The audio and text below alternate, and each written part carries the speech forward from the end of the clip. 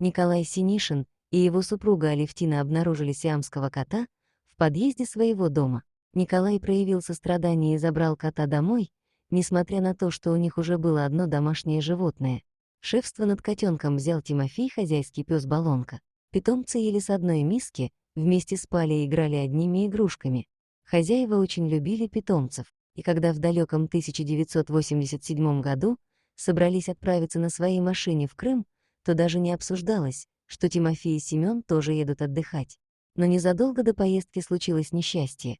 Тимофей попал под машину. Семён, которому было всего 2 года, тяжело переживал потерю и несколько дней не отходил от входной двери, все звал и звал своего погибшего друга. Но, к сожалению, случившегося уже нельзя было исправить, и семья Синишиных не стала отменять свою поездку на юг. Они решили взять с собой только Семёна.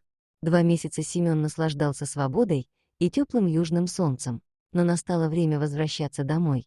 Когда семья Синишиных добралась до Москвы, они столкнулись с проблемой, у их автомобиля отказали поворотники. Чтобы справиться с этой ситуацией, Николай опустил боковое стекло автомобиля и начал использовать свою руку, чтобы показывать направление движения другим водителям. После того, как они нашли дорогу, все в машине вздохнули с облегчением, но затем они заметили зловещую тишину в автомобиле, кот Семён больше не мяукал и не издавал никаких звуков.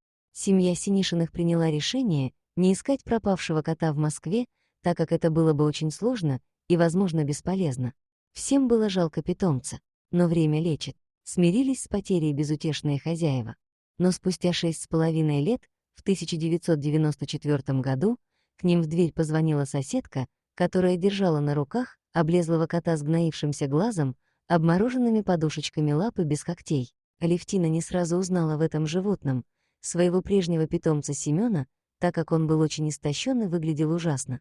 Но Семён вальяжно прошел в дом и отправился к месту, где раньше стояла его миска, и тогда хозяйка поняла, что это ее кот. Алевтина, ее муж и дети были очень рады возвращению любимого кота.